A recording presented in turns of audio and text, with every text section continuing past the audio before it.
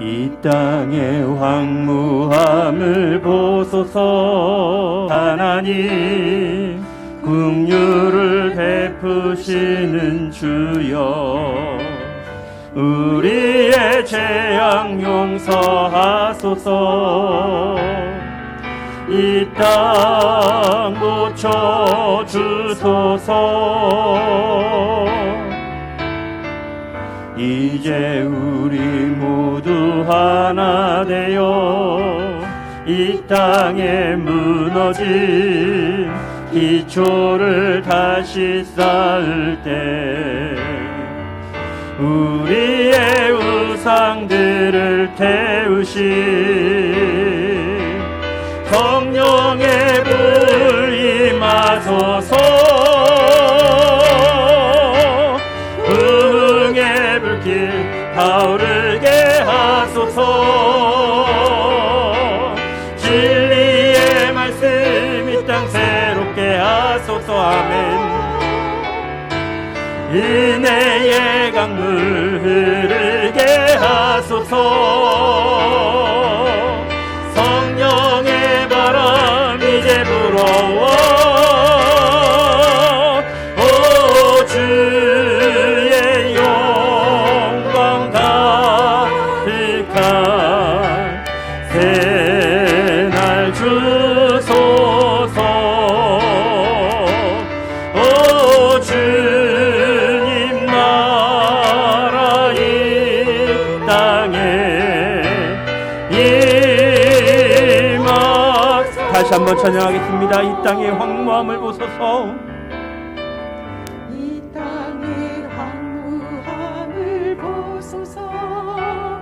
하늘의 하나님 긍휼을 베푸시는 주여, 우리의 재앙 용서하소서.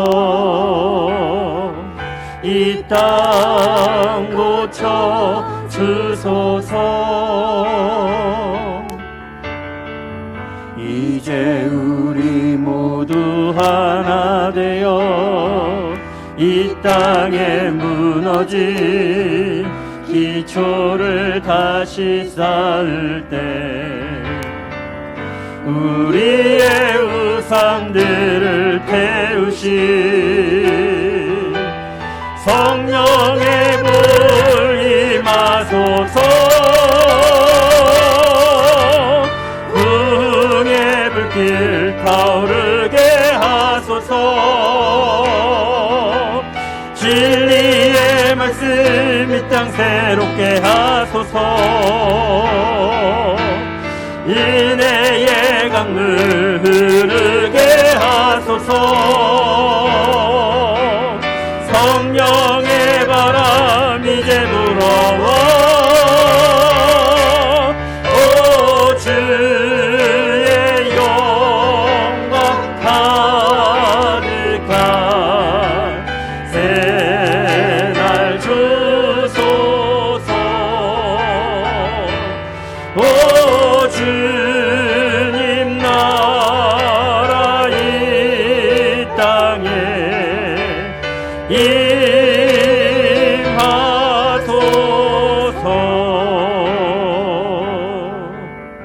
이 시간 다 함께 기도하실 때 하나님, 오늘도 어떠한 풍랑과 폭풍우가 인다라고 할지라도 오직 당신의 능력 많으신 오른손을 붙잡고 승리할 수 있는 우리 모든 시온의 권속들이 되게 하여 주시옵소서. 우리 안에 허물어진 것들이 다시 회복되어지는 놀라운 역사가 일어나는 오늘 하루가 되게 해달라고 이 시간 다 함께 통성으로 기도하겠습니다.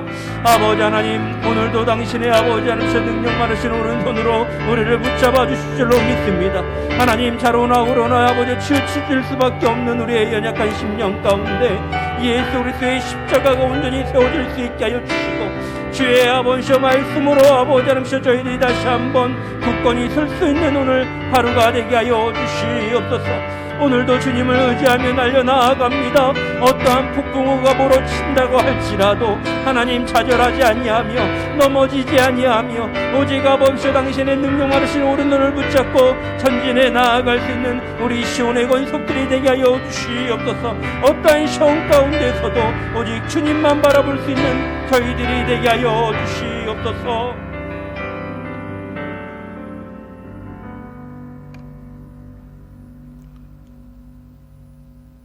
시작과 끝이 되시는 여호와 하나님, 지난 밤에도 저희들을 보호하여 주시고 편히 쉬게 하여 주시고 다시 새날을 허락하사 이 새벽에 주님의 거룩한 성전에서 각 가정에서 영상으로 송구영신 40일 특별 새벽 기도회로 한 해를 마무리하며 새해를 맞이하게 하여 주심 감사와 찬송을 드립니다.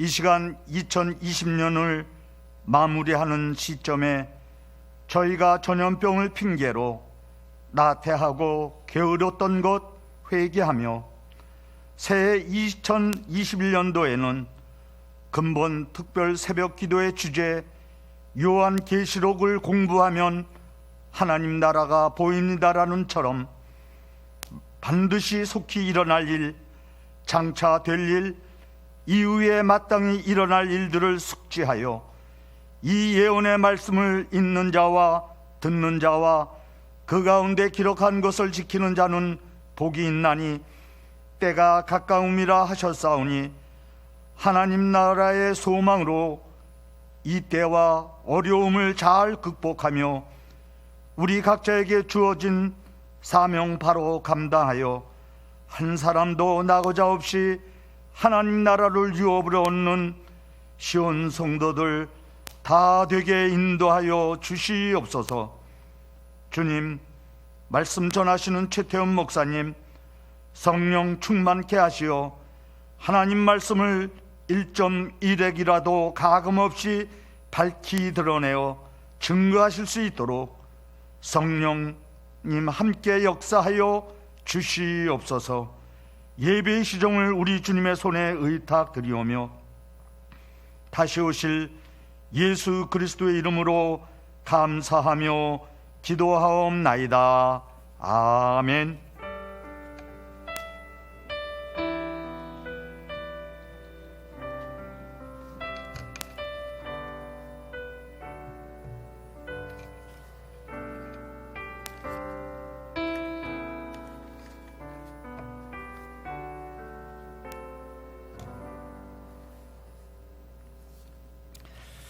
예, 오늘 송구영신 40일 특별 새벽 기도회 8일째 맞이했습니다. 오늘 새벽 지단에도 많은 분들이 영상으로 함께 예배에 지금 참여하고 계십니다. 73명이 지금 현재까지 들어오셨네요. 재단에 드리신 예물을 소개하겠습니다. 지원의 수술 잘 마치고 퇴원하게 하심을 감사합니다. 박명선 집사님, 김성희 집사님 감사 헌금 드렸습니다. 40일 특별 새벽 부흥 새벽 기도회를 위하여 우리 윤여계 장로님과 홍미자 권사님 또 무명으로 예물을 드리셨습니다. 드린 예물 위하여 기도하겠습니다. 사랑하는 딸 하나님께서 은혜 가운데 수술을 잘 받게 해주시고 또 이렇게 퇴원케 하신 하나님 감사드립니다. 상처가 속히 아물게 하시고 참으로 정상적으로 속히 회복될 수 있도록 하나님 함께하여 주옵소서. 40일 날을 정하여 또 뜻을 정하여 하나님 앞에 기도하는 가운데 있습니다. 믿음으로 간구하는 기도의 소원들마다 하나님 다 들으시고 응답하여 주시옵소서. 예수님 이름으로 기도하옵나이다. 아멘. 성경 말씀을 찾겠습니다. 요한계시록 2장 오늘은 18절에서 29절까지 말씀을 보겠습니다. 오늘 제목은 두아디라 교회에 보낸 편지입니다. 우리 성경 본문 말씀을 함께 말씀을 읽도록 하겠습니다. 두아디라 교회의 사자에게 편지하라. 그 눈이 불꽃 같고 그 발이 빛난 주석과 같은 하나님의 아들이 이르시되 내가 내 사업과 사랑과 믿음과 섬김과 인내를 아노니 내 나중 행위가 처음 것보다 많도다. 그러나 네게 책망할 일이 있노라. 자칭 선지자라는 여자 이세벨을 내가 용납함이니 그가 내 종들을 가르쳐 꿰어 행음하게 하고 우상의 제물을 먹게 하는도다. 또 내가 그에게 회개할 기회를 주었으되 자기의 음행을 회개하고자 하지 아니하는도다. 볼지어다 내가 그를 세상의 침상에 던질 터이요 또 그와 더불어 가늠하는 자들도 만일 그의 행위를 회개하지 아니하면 큰 환난 가운데 던지고 또 내가 사망으로 그의 자녀들을 죽이리니 모든 교회가 나는 사람의 뜻과 마음을 살피는 자인 줄 알지라. 내가 너희 각 사람의 행위대로 갚아주리라. 두아디라 남아있어 이 교훈을 받지 아니하고 소위 사탄의 깊은 것을 알지 못하는 너희에게 말하노니 다른 짐으로 너희에게 지울 것은 없노라. 다만 너희에게 있는 것을 내가 올 때까지 굳게 잡으라. 이기는 자와 끝까지 내 일을 지키는 그에게는 만국을 다스리는 권세를 주리니 그가 철장을 가지고 그들을 다스려 질그릇 깨트리는 것과 같이 하리라. 나도 내 아버지께 받은 것이 그러하니라. 내가 또 그에게 새벽별을 주리라. 귀 있는 자는 성령이 교회들에게 하시는 말씀을 들을지어다.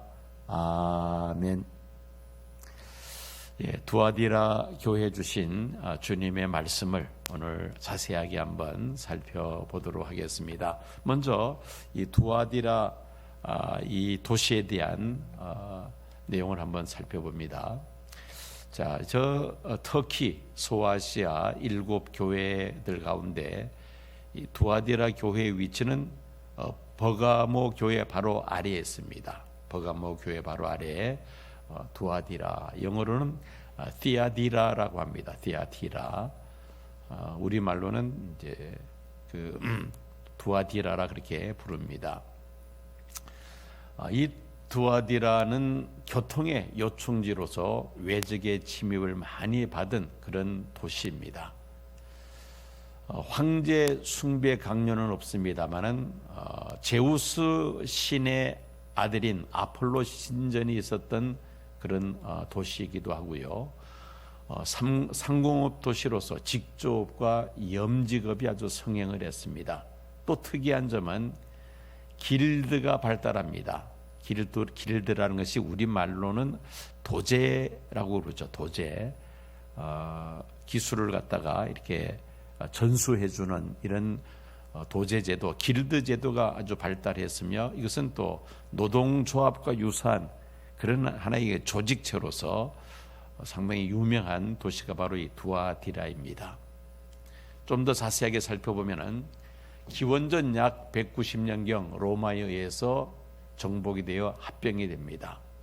로마가 주는 팍스 로마나 평화를 누리며 그 결과 이 두아디라는 상업 중심지로서 발전을 합니다. 또 이곳의 도로는 로마 시대의 중요한 요충지로서 라우디기아 서머나 내륙과 버가모를 연결시키는 그런 중요한 교통의 요충지입니다. 로마의 우편물 수송도로 역할도 했다고 합니다. 또 그리고 계시록이 기록되던 당시 이제 막 최대의 번성기에 접어들기 시작했던 그런 도시였습니다. 여기는 황제 숭배 강요는 없었습니다만은 제우스 신의 아들 숫자가 빠졌네요. 아폴로 신전이 바로 이 두아디라에 있었습니다. 아폴로 신전이 있었다는 것. 같은 내용이 또 반복 나오네. 상공업 도시로서 직조업과 염직업이 성행을 했는데 이런 그 염직, 섬유, 직조 이쪽으로 상당히 두아디라가 발전했습니다. 이 두아디라 하면은 사도행전에 등장하는 유명한 인물이 있죠. 바울이 빌립보 교회를 개척할 때에 자기 집을 내어 주었던 자주장사 누굽니까? 루디아, 자주장사 루디아. 지금 빌립보에는 이 루디아를 기념하는 교회가 있습니다. 빌립보에서 바울이 복음을 전할 때에 이 루디아의 집에서 복음을 전하면서 교회가 세워지죠.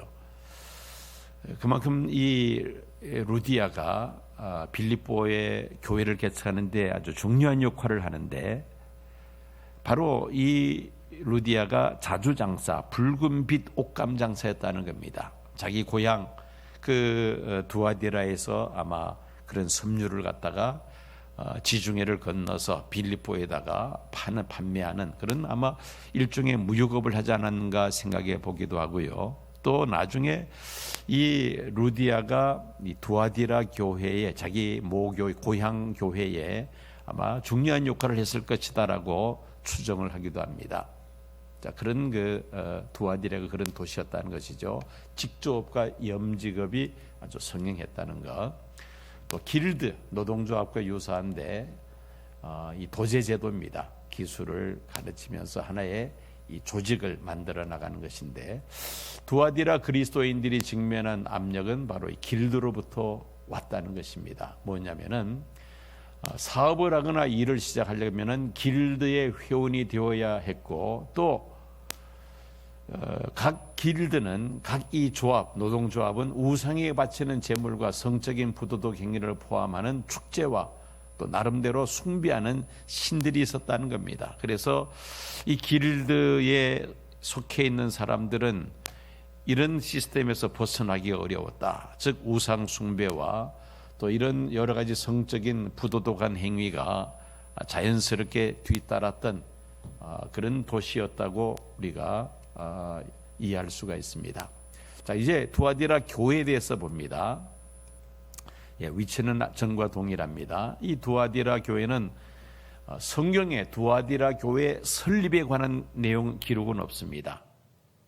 누가 설립을 했다, 언제 설립이 되었다는 구체적인 기록은 없습니다만은 사도 바울이 에베소에서 3년 동안 머물면서 복음을 전파할 때 그때 영향을 받아서 두아디라에도 교회가 세워졌을 것이다. 버가모 교회처럼 그렇게 세워졌을 것이라 그렇게 추정을 합니다.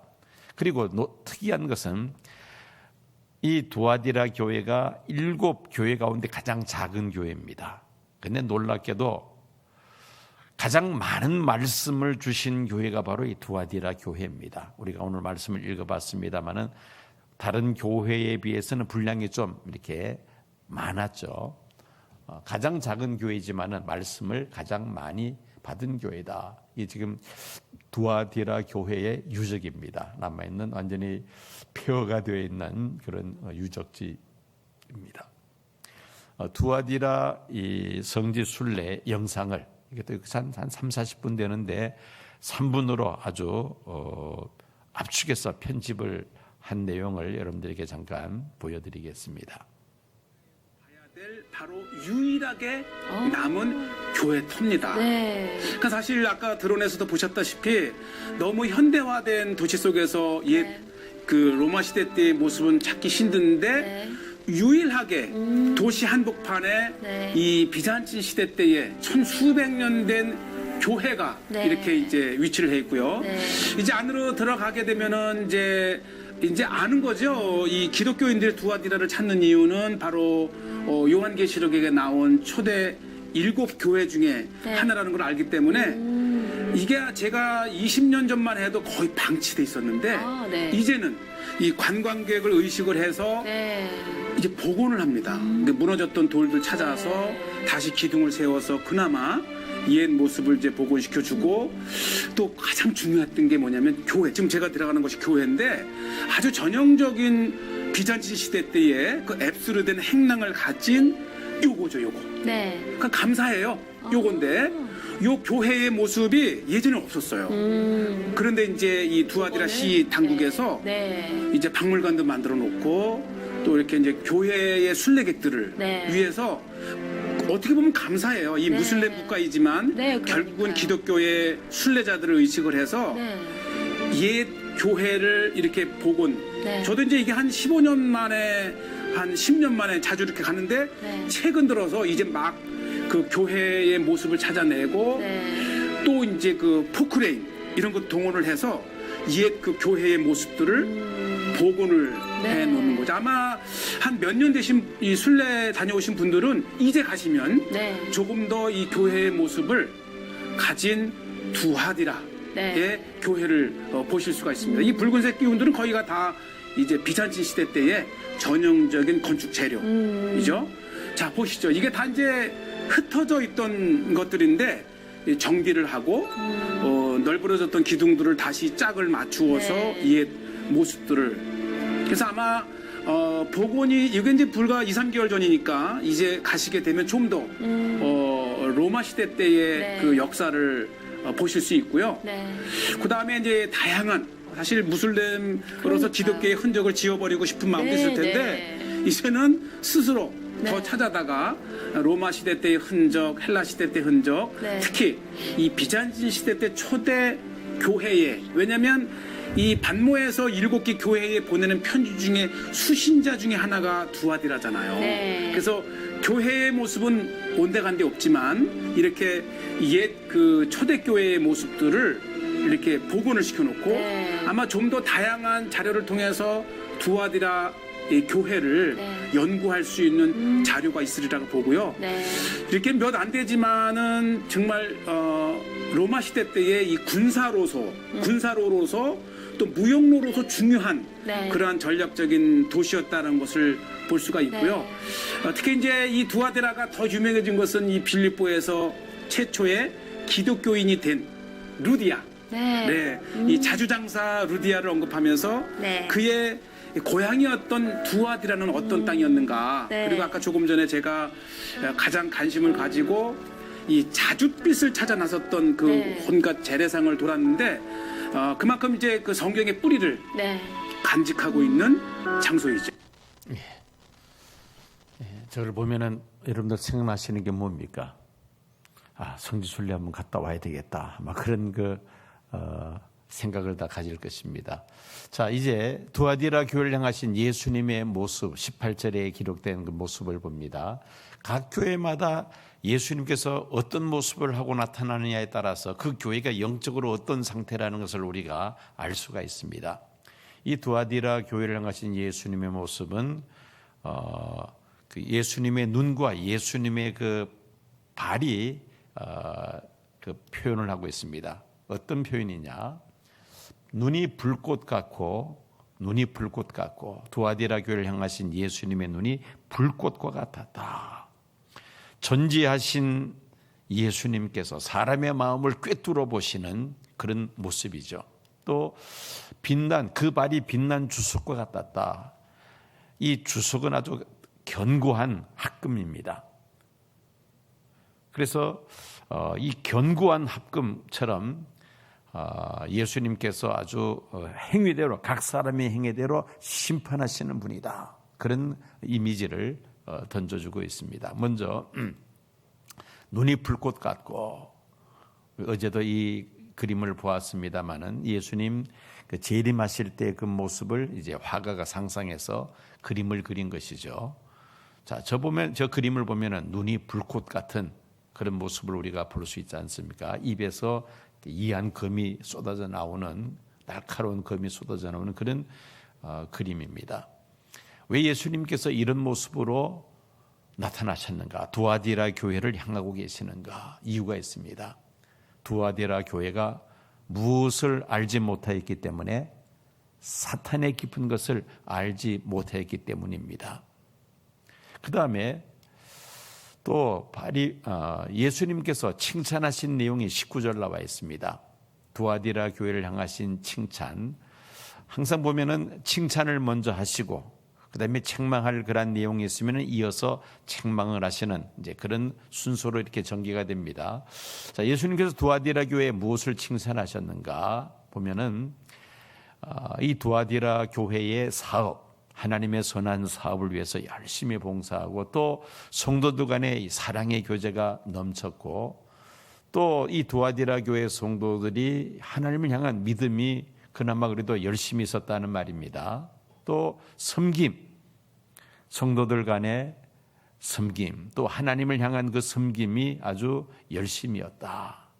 또 인내, 여러 가지 시련과 역경 속에서도 참고 인내하면서 믿음을 지키는 이런 참 이 5가지 요소를 보면은 두아디라 교회가 참 모범적인 교회 가운데 하나가 아니었을까라고 생각이 들 정도로 예수님께서 이 두아디라 교회를 칭찬을 하십니다.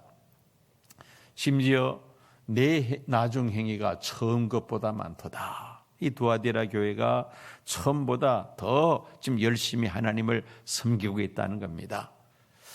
그 에베소 교회와는 아주 대조가 되죠. 에베소 교회는 처음 사랑을 잃어버려서 책망을 받았는데 두아디라 교회는 오히려 내 나중이 처음 것보다 많다 해서 오히려 더 열심을 가지고 하나님을 섬기는 교회였다는 겁니다. 이런 것을 칭찬을 하십니다. 자, 이 처음 사랑을 잃어버리는 경우들이 우리가 신약 성경 여러 곳을 우리가 사례를 들 수가 있습니다. 디모데전서 1장 19절 보면은 이런 믿음을 파선한 믿음이라 그렇게 사도 바울은 표현을 합니다. 디모데후서 4장 10절을 보니까 대만은 세상을 사랑하여 자기 길을 갔다. 처음 사랑을 잃어버린 케이스죠. 고린도후서 6장 1절 보니까 하나님의 은혜를 헛되이 받지 말라. 하나님의 은혜를 받았으면 그걸 잘 관리해서 더 하나님 앞에 영광을 돌려야 하는데 처음 사랑을 잃어버리니까 그만 하나님의 은혜를 다 잃어버리고 말았다는 것입니다. 갈라디아서 3장 3절과 4장 9절 성령으로 시작하여 육체로 끝나는 이런 경우가 바로 처음 사랑을 잃어버린 경우라고 말할 수가 있습니다.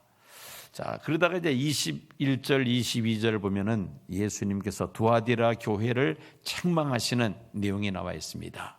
과연 두아디라 교회가 무엇을 잘못했길래 예수님께로부터 책망을 받았는가?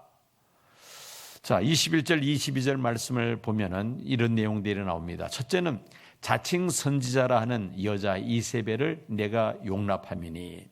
여러분, 이세벨 하면은 북이스라엘의 아합 왕의 아내 왕후 이세벨을 여러분들이 머릿속에 떠오를 것입니다.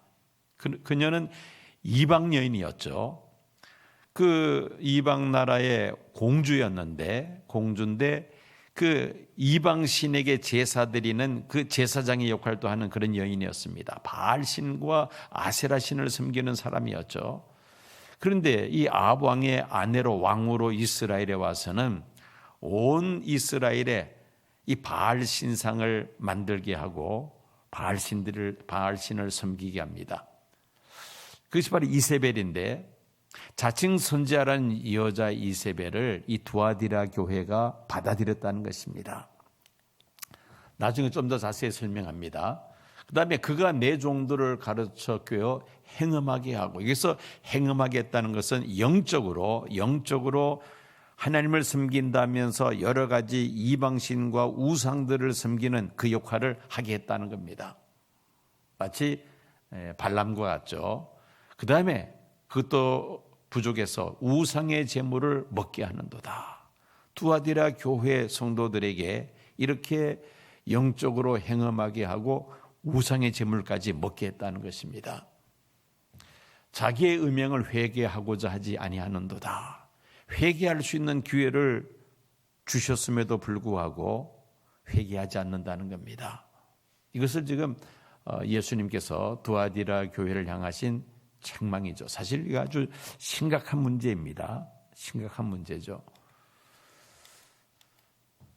자, 이세벨을 한번 좀 더 자세히 살펴봅니다. 악한 왕후 이세벨을 닮은 여자. 아주 참 경계해야 될 인물처럼 생겼죠. 자, 아합 왕의 악명 높은 부인 이세벨을 닮았다는 뜻에서 여자 이세벨을 말합니다. 이방년 이세벨로 인하여 바알 숭배가 이스라엘 전역에 확산이 되고 안타까운 것은 북이스라엘이 멸망하는 결정적인 원인이 바로 여기에 있습니다. 이세벨이 바알 신을 섬기고 아세라 신을 섬기게 하는데 그것이 계속해서 대를 이어 내려가면서 이 우상들을 섬기죠. 그러다가 아수르에서 멸망당하고 맙니다. 그런데 북이스라엘에 멸망한 것이 아니죠.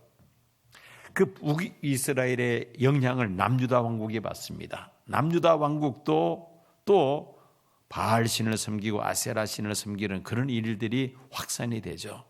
그러다가 결국 남유다 왕국도 바빌론에 의해서 멸망당하고야 맙니다.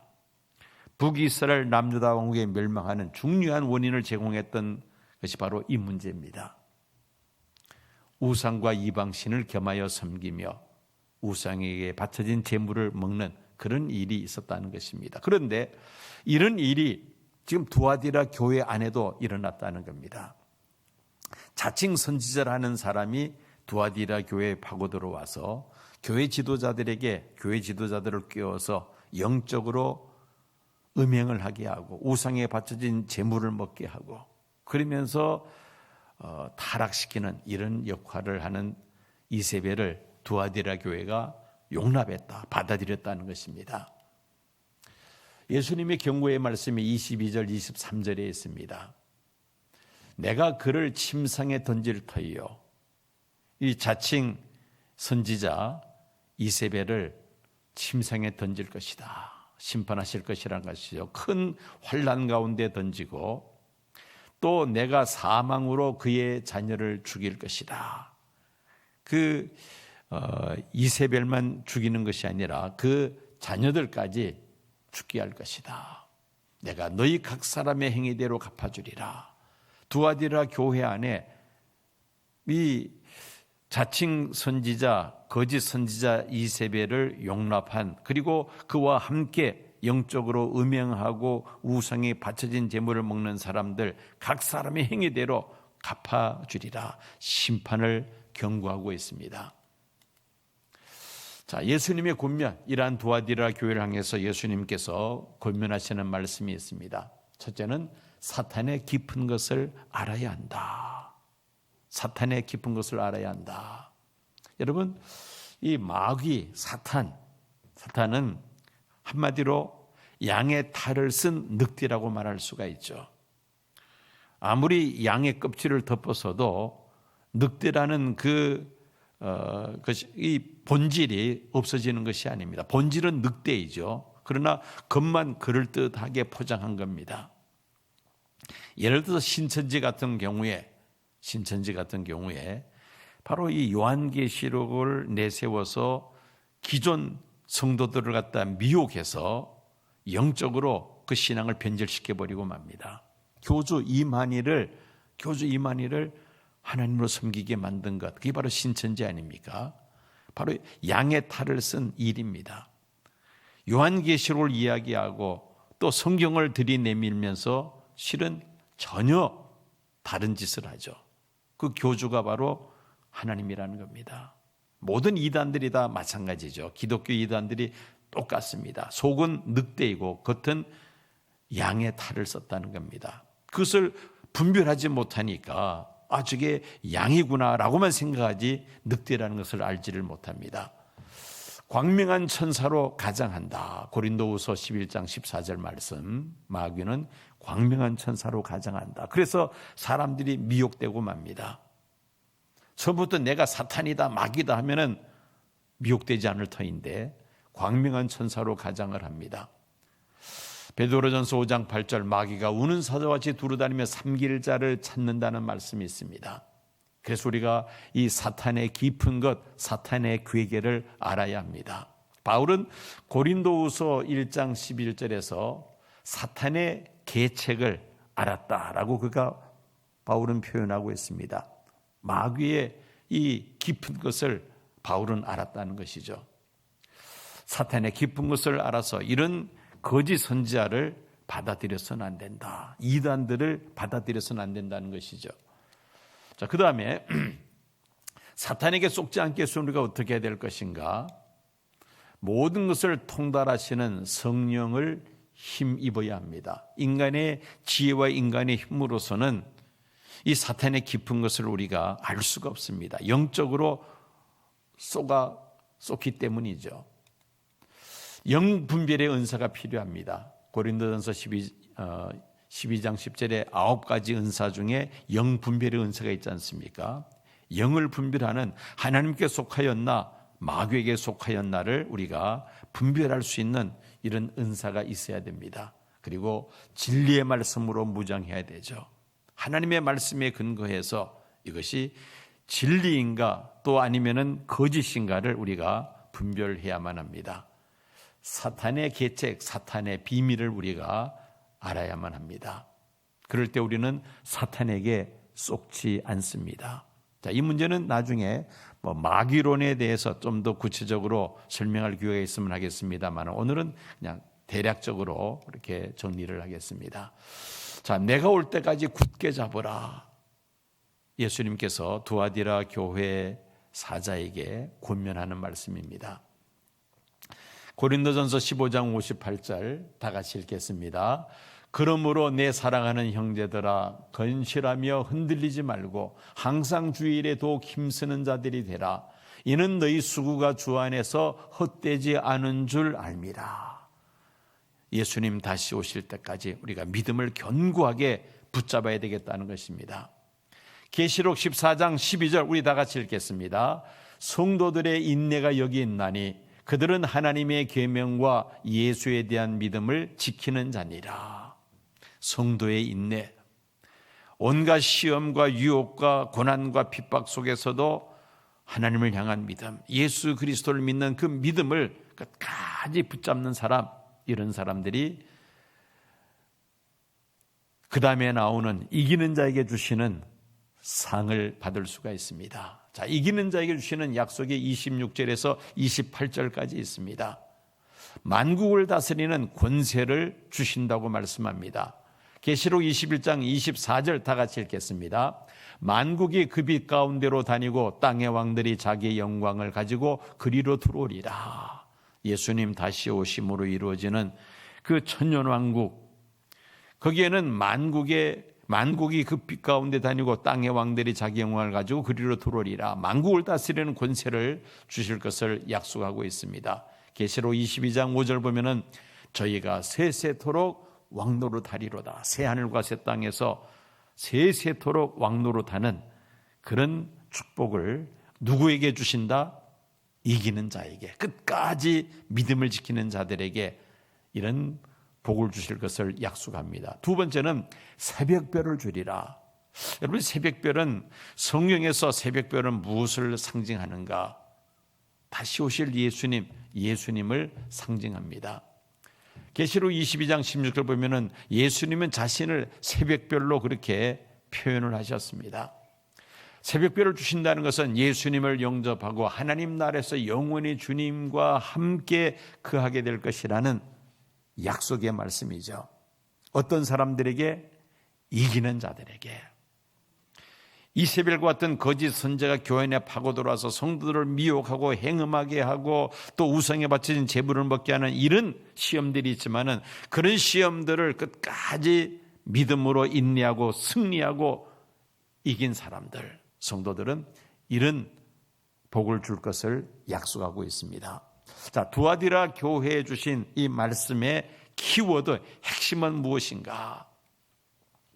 무엇을 용납하지 말라? 이세벨을 용납하지 말라.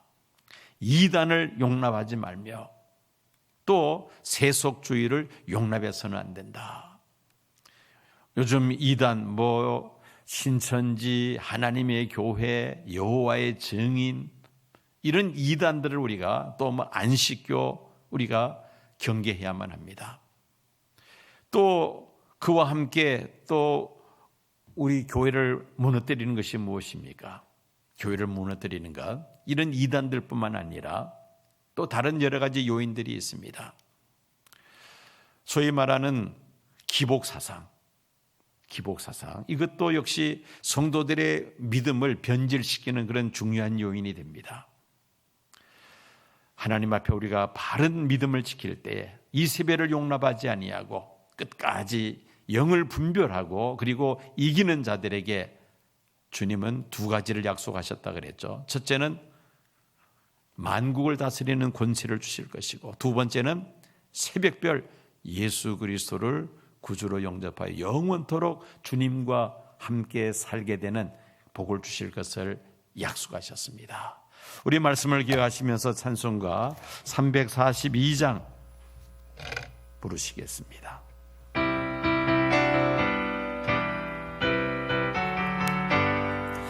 너 시험을 당해 죄 짓지 말고 너 용기를 다해 곰을 이치로 너 시험을 이겨 새 힘을 얻고 주 예수를 믿어 늘 승리하라.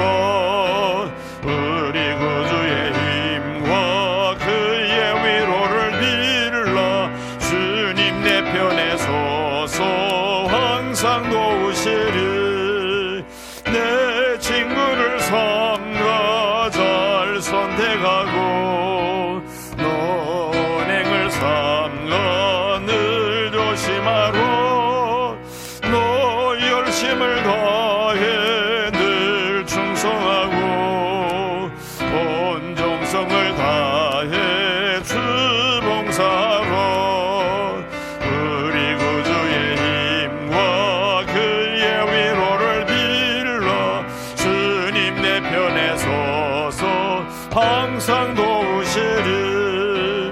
잘 이기는 자는 상 받으리니 너 낙심치 말고 늘 전진하라. 내 구세주 예수 힘 주시리니 주 예수를 믿어 늘 승리하라. 우리 구주의 힘과 그의 위로를 빌라. 주님 내 편에 서서 항상 도우시리. 기도하겠습니다. 하나님, 오늘 새벽 시간에도 두아디라 교회 사자에게 주시는 말씀을 통하여 참으로 교회에 파고 들어오는 여러 가지 이단 사설들, 또 영적으로 잘못된 것들을 우리가 바로 분별케 하여 주시고 그런 거짓 교사 이단들을 결코 용납하지 아니하며 하나님 앞에 끝날까지 바른 믿음을 지키며 교회로서의 사명, 성도로서의 사명을 온전히 감당케 하여 주시옵소서. 이기는 자에게 약속하신 만국을 다스리는 권세와 새벽벌을 넉넉히 받을 수 있는 믿음의 사람들 되게 하여 주시옵소서. 코로나19 이 어려운 상황 속에서 결코 우리가 세상과 타협하지 않게 하여 주옵시고 하나님 앞에 굳건한 믿음을 지킬 수 있는 믿음의 사람 되게 하여 주옵소서. 주여, 크게 한번 부르짖으시고 다 함께 통성으로 기도하겠습니다. 주여, 아버지 감사합니다. 이 새벽 시간에도 두아디라 교회 사자에게 주시는 말씀을 통하여 한번 우리가 어떻게 하나님을 섬겨야 하는지 말씀을 통하여 다시 한번 깨우쳐 주심을 감사드립니다. 아버지, 결코 거짓 선지자 이단들을 결코 용납지 않게 하여 주옵시고 세속주의를 용납지 않게 하여 주옵시며 끝까지 영을 분별하며 사탄의 괴계를 저희들이 바로하라. 그 모든 유혹과 시험들을 물리치며 끝까지 믿음을 지키는 믿음의 사람들을 되게 하여 주시옵소서.